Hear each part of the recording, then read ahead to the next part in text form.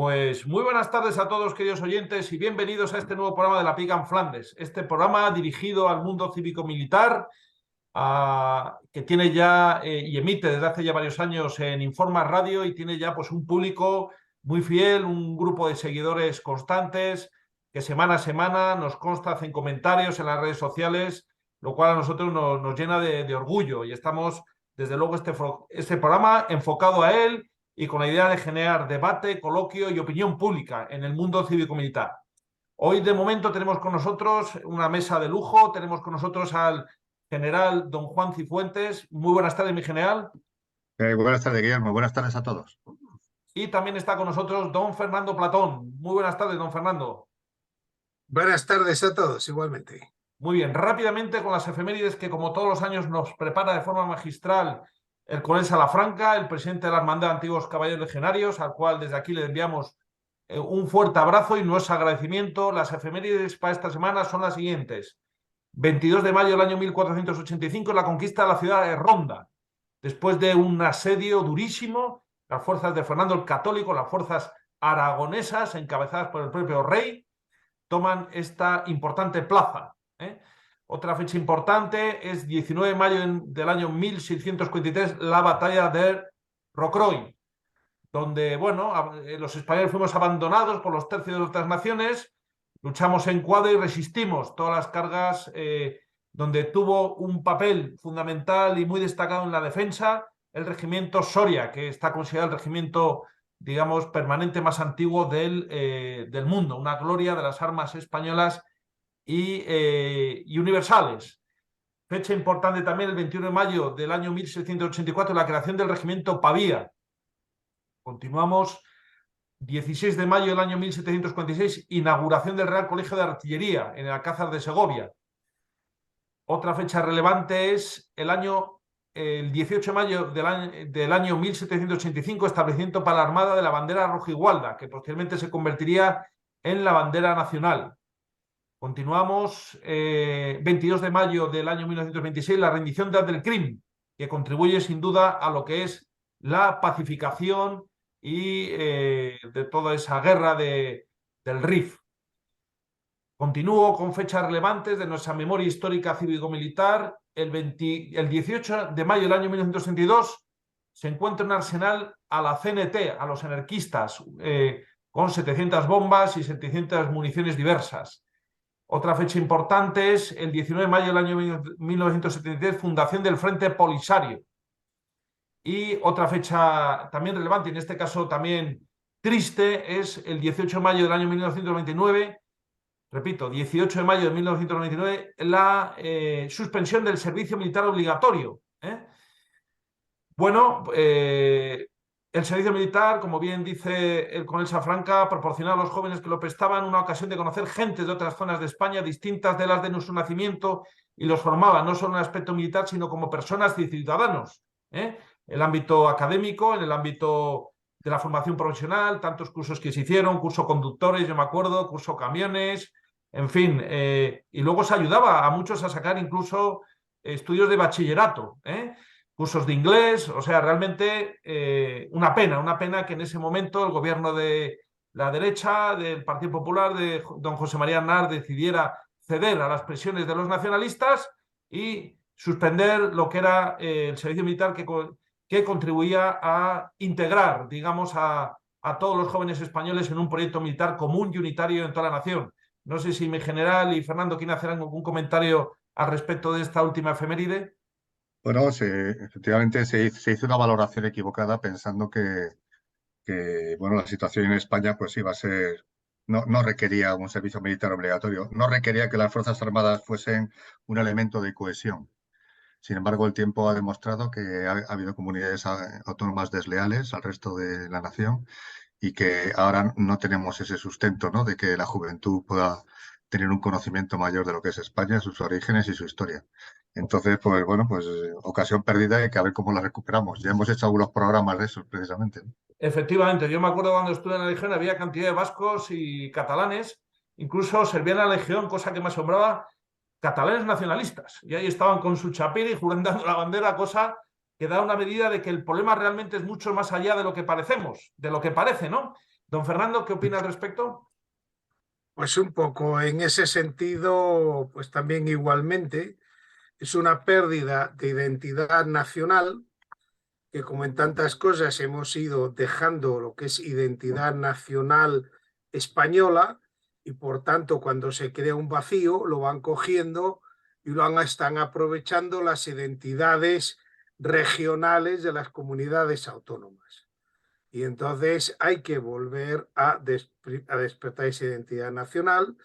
Y el servicio militar, lo que hay que pensar es que es algo necesario porque tiene una finalidad, que es que queremos que es que la guerra ha desaparecido de la faz de la tierra. Bueno, que se lo pregunten a Ucrania. Y si Ucrania está aguantando, es porque Ucrania tenía 8 años de personal formado porque llevaba 8 años de guerra. También había quitado el servicio militar. Cuando pasó lo de Crimea lo restauró y desde luego con 8 años de personal formado ha podido tenerlo. Aquí, ¿qué pasaría si tuviéramos un conflicto? Pues no tendríamos personal formado que podríamos llamar a filas porque ha estado en tiempo reciente. Y esa es la utilidad, es decir, no es la utilidad que la gente aprenda a conducir un camión o que aprenda a leer y a escribir, eso se encarga el Ministerio de Educación. Pero la utilidad es que, digamos, un país necesita defenderse o si no puede ser objeto de cualquier abuso por cualquiera de sus vecinos y a las pruebas me remito. Y ya con otra efemérides, sin quitar a Soria el honor de ser el más antiguo regimiento, la unidad militar con historia continua más antigua de todo el mundo y que se remonta al siglo XV es la Compañía de Mar de Melilla, porque desde 1497 que se creó ha estado allí prestando servicio con distintas denominaciones y además unidad militar original, porque siendo del ejército de tierra viste uniforme de la Armada, y que también creo que es algo único. Pues desde luego se Sí. desconocía y es muy interesante esa aportación, ¿no? No Muchas sé si has gracias. mencionado, no sé si has mencionado que hoy es San Juan en Pomuceno, No, no. porque ¿No? es el patrón de la Infantería Marina. Entonces, Importante fecha, desde luego sí. entonces, para los infantes de Marina, igual que ha mencionado Fernando para la Compañía de Mar, grandes desconocidas, pero que en cierto de Melilla son muy necesarias, pues hoy es un gran día y felicito a todos los infantes de Marina que nos están escuchando y los que no. Y me uno a ellos en su celebración. Y luego, por si me dejas señalar algo con respecto a lo que hemos mencionado del servicio militar obligatorio, que yo creo que no se trataba solamente de conocer otra gente de otras tierras, ¿no? Y de hacer grandes amistades, sino que había un intercambio de ideas. Esas personas nacionalistas que han mencionado, esos jóvenes con sus ideas nacionalistas, tan legítimas como cualquier otra, pues las podían contrastar con ideas de personas de otros sitios y tener, no sé, bueno, pues formarse un poco más, ¿no? Porque si no, al final, ese regionalismo acaba siendo en plan cateto, no sales de la burbuja regionalista de la que estás, escuchas siempre lo mismo, lees los mismos periódicos que quieres leer, ves los mismos canales que quieres oír y de ahí no sales. Entonces no tienes ese contraste que provocaba el que estuvieses en otros lugares con otras personas, ¿no? Y aparte, como bien ha dicho el general, eh, digamos esa función de amistad, de que creas unos vínculos con personas con las cuales el otro día, por ejemplo, que tuvimos y llevamos a cabo la asamblea de la Plataforma Patriótica Millán Astray, pues vimos como dos veteranos de la Legión se reencontraban después de 35 años, Fíjate. porque coincidieron en la mesa, se miraron y enseguida se cubicaron, ¿no? Y eso fue muy, muy emocionante, porque esos vínculos y esas experiencias no se olvidan tan fácil. Claro. Y eso a los jóvenes, ya hablando en el plano de la aventura y de las nuevas sensaciones y nuevas vivencias, desde luego marcan a las personas, ¿no? Y eso es una cosa que el gobierno de la época, volvemos al mismo, por las cesiones Entonces, políticas. como dice Fernando, lo que tú no ocupas, lo que no ocupa la nación, lo ocupa la patria chica. Y la patria Exacto. chica regionalista ocupa el espacio de sentimiento patriótico, de sentimiento tal, de su propia bandera. Claro, pues es así, es así. O sea que no hay, si no les damos una visión superior de que Sí. perteneces a un, ¿no? a un interés común superior, pues claro, y esa es la pena. Ahí está, ahí está. Bueno, pues continuamos después de este pequeño debate, cediendo rápidamente la palabra a don Fernando Platón, que va a continuar su magnífica serie sobre las agencias privadas de seguridad en los conflictos, en este caso la compañía Wagner y, bueno, las que él quiera exponer. Adelante, don Fernando, por favor. Bueno, bien, de Wagner hemos estado hablando ya varios días. Primero un poco presentando lo que han sido estas compañías privadas rusas y después hablando de la compañía Wagner en África, que ha sido su principal campo de actuación y que hemos traído al programa a colación, pues por, digamos, el papel tan destacado que han tenido los últimos meses en el conflicto de Ucrania y especialmente en lo que es la batalla de Bakhmut. De hecho, casi en los periódicos todos los días nos encontramos hablando sobre Wagner o sobre su líder, sobre si traicionaba, sobre si se pelea con... Está, digamos, en el candelero, como se suele decir, así como un artista. Pero, digamos, también no queríamos limitarnos solo a estas unidades rusas, porque, aunque estén ahora muy de moda, realmente no es Rusia el principal país de contratistas privados de seguridad, que es el nuevo nombre de los mercenarios. Realmente es Estados Unidos y el nombre más famoso, digamos, en el mundo en este tema es el de Blackwater, que fue una empresa fundada en 1997 y que alcanzó un nivel de popularidad que no ha sido ni remotamente igualado por ninguna otra empresa similar. Y la verdad es que hay motivos sobrados para ello, por sus actuaciones en Afganistán e Irak, habiendo sido muy criticada por el comportamiento de sus hombres en los lugares en los que ha intervenido.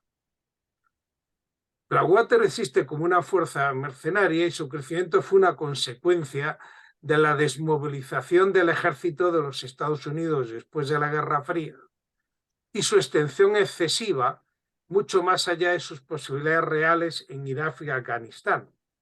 También aquello de llegó el fin de la historia, ya no íbamos a tener tanta guerra y tanto conflicto, y Irak y Afganistán empezaron a absorber mucha tropa.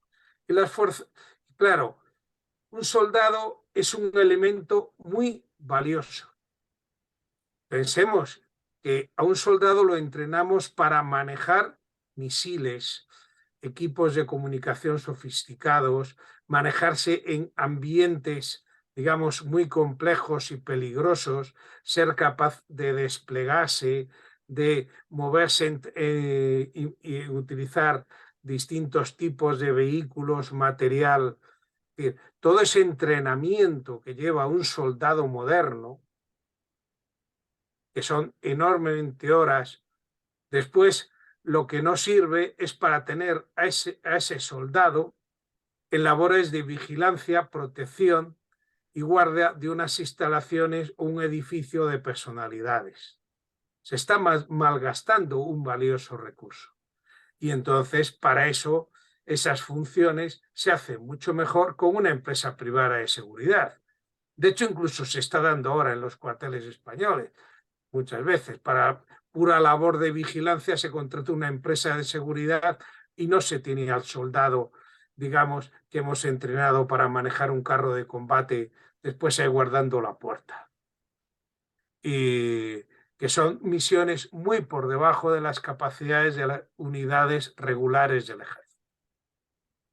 Por tanto, digamos, entran mucho todas estas compañías y quizás que es bueno recordar también que ya lo hablamos en un otro programa, cuáles son las misiones que hace que se recurra mucho a este tipo de compañías privadas. En primer lugar, el ahorro de tropas regulares. Claro, las tropas regulares están contadas, son caras, muy escasas, como venimos un poco diciendo, y la dotación del ejército es algo que se tiene que aprobar. Pero no solo eso, sino que además, casi en muchos de los países, cuando voy a desplegar tropas en el exterior, también es algo que va, digamos, contado, que requiere muchas veces autorizaciones políticas y autorizaciones de, digamos, del Parlamento o distintas instituciones de, digamos, de supervisión y control de los gobiernos. Claro, ¿qué sucede? Si yo a esas tropas las complemento con contratistas privados, ellos no cuentan dentro del número. Y si tengo aprobado desplegar 30.000 tropas, pues tengo 30.000 tropas. Y a lo mejor tengo 20.000 o 40.000 contratistas privados más, pero esos no cuentan dentro de esa función. Igualmente, dentro de esos ahorros, las bajas. Las bajas en las tropas regulares pesan mucho, digamos, dentro de un país. Pesan, y, digamos, son noticia de primera plana. Y además se lleva un recuento de, digamos, de todas las bajas y se guarda. Y entonces son muy conocidas. ¿Qué pasa? Que no sucede lo mismo con las bajas de los contratistas. Mientras que se puede acceder a lo que han sido las bajas militares americanas o de otros países en todas las misiones, y creo que aquí hemos tratado las bajas españolas en Afganistán, para las bajas de contratistas hay estimaciones, pero no hay un recuento oficial de bajas.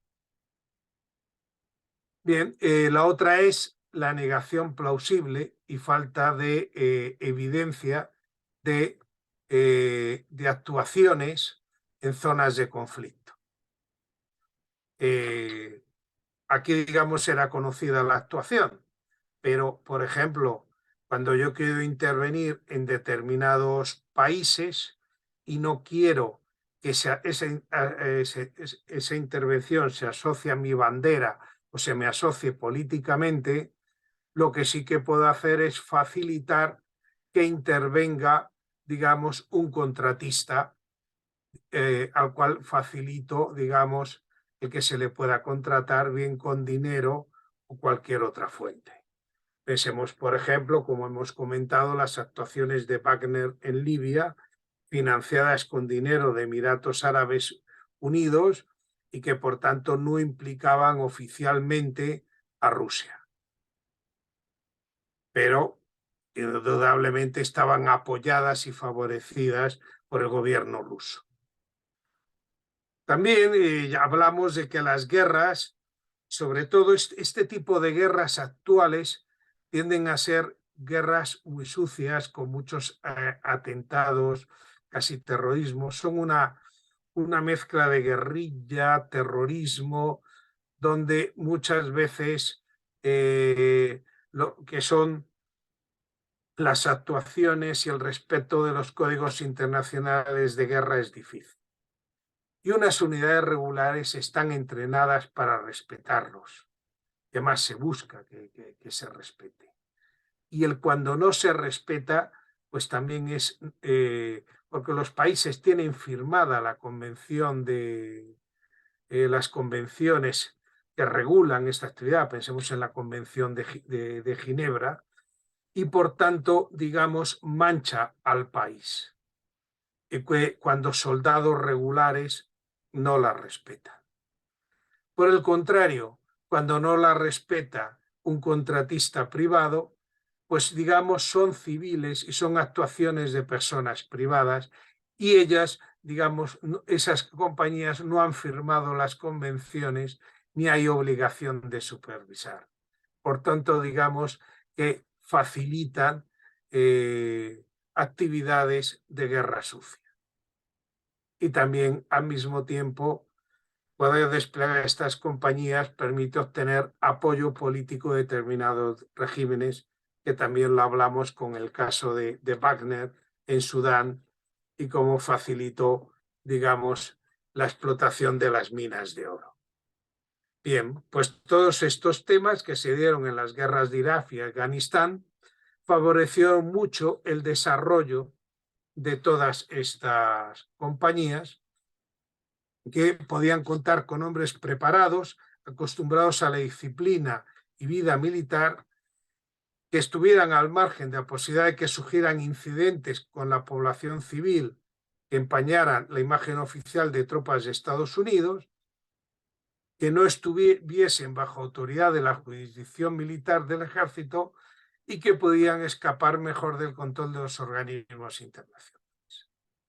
Así, Blackwater se convirtió en una especie de guardia pretoriana destinada a proteger a las principales figuras de autoridad y disfrutando de inmunidad frente a las restricciones y regulaciones habituales sobre los ejércitos tradicionales.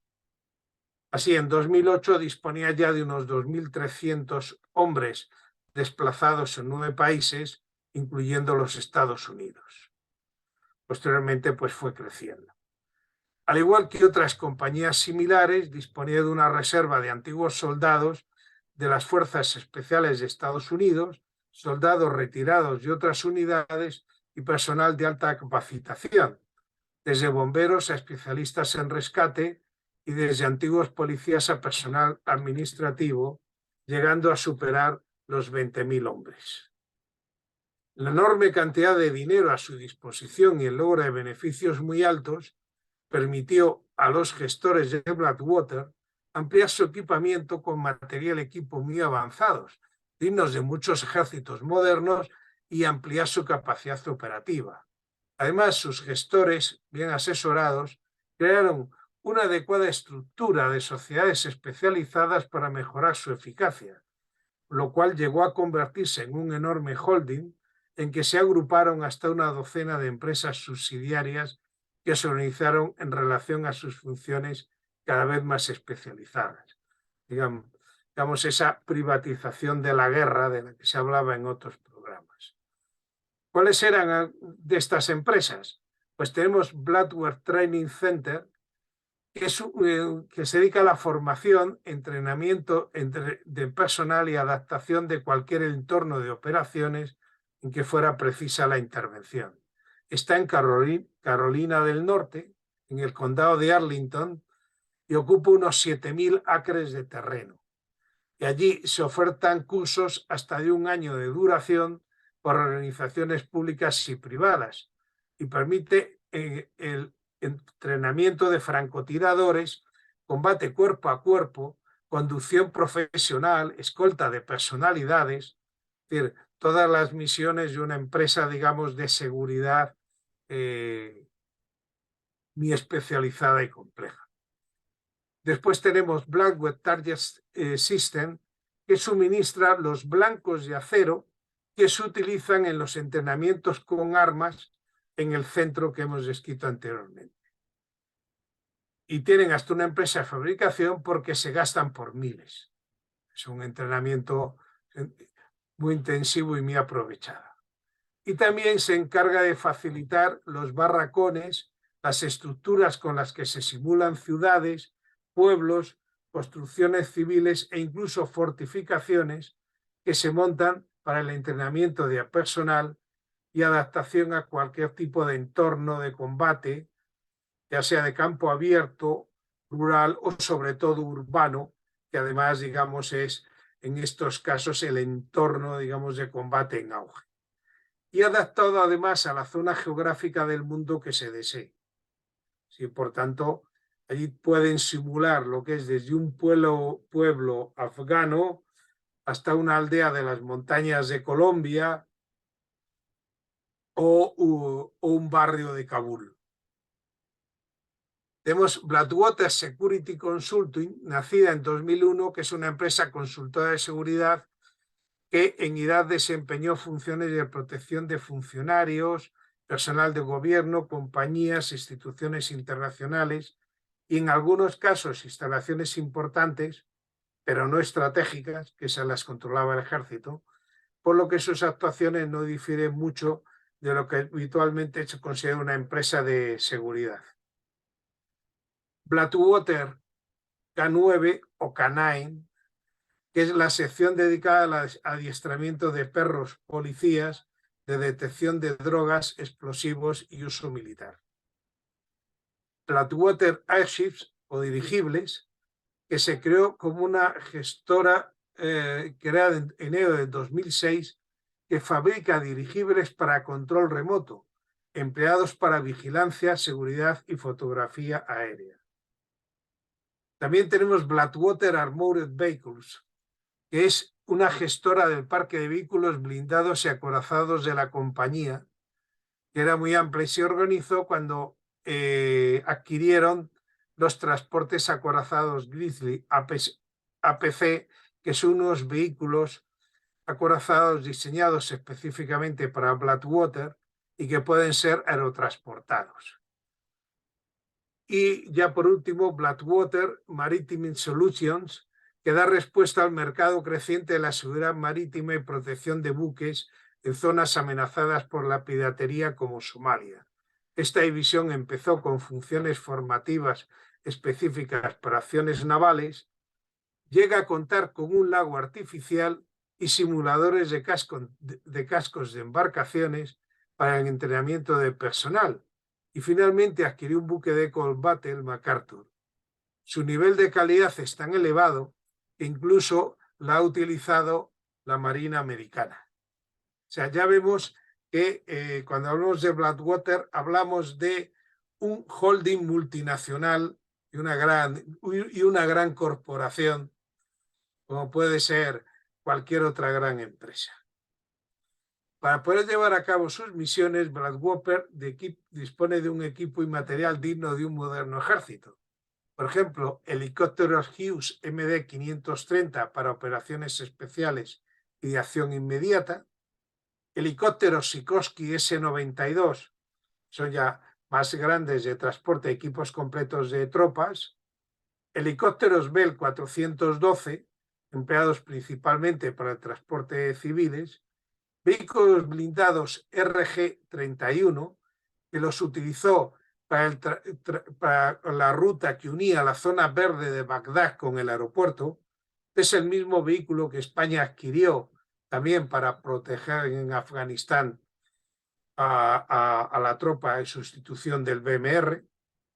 Vehículos blindados Cougar, aviones entrenadores de fabricación brasileña Embraer Super Tucano para la formación de pilotos, y muy curiosamente aviones de fabricación española Casa 212 Laviocar, empleados para transporte de suministros y operaciones en pistas pequeñas y mal preparadas. Y en Estados Unidos llegó incluso a tener una importante participación en labores de vigilancia y protección en el estado de Luisiana tras los devastadores efectos del huracán Katrina en el año 2005. Y luego también, pues, en muchos otros estados.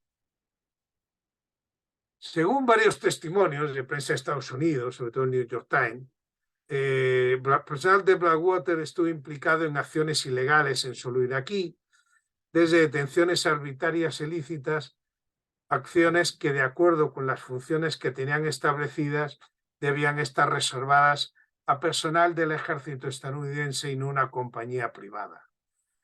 Esto motivó que la prensa convirtiera a la empresa en su objetivo, especialmente porque parecía obvio que los responsables civiles y militares de los Estados Unidos estaban utilizando Blackwater para evitar la aplicación de la ley.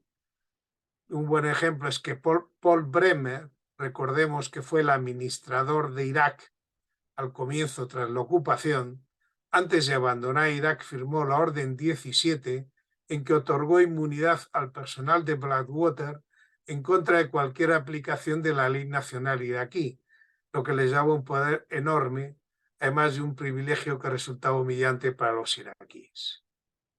Bueno, Blackwater es difícil de encontrar porque ha ido cambiando su nombre para disimular y borrar su huella, que había sido muy desprestigiada por todas estas acciones.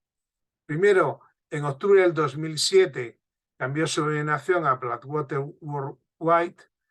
En julio del 2008 volvió a transformarse afirmando que se dedicaría a labores meramente de protección y seguridad. En febrero de 2009 optó por una nueva denominación radicalmente distinta y pasó a ser Sea Service. Indicó que su labor principal sería el entrenamiento de personal de élite y realizar labores de protección de personas y bienes. En 2011 se hizo cargo de ella un poderoso grupo de inversión que la compró a sus antiguos propietarios.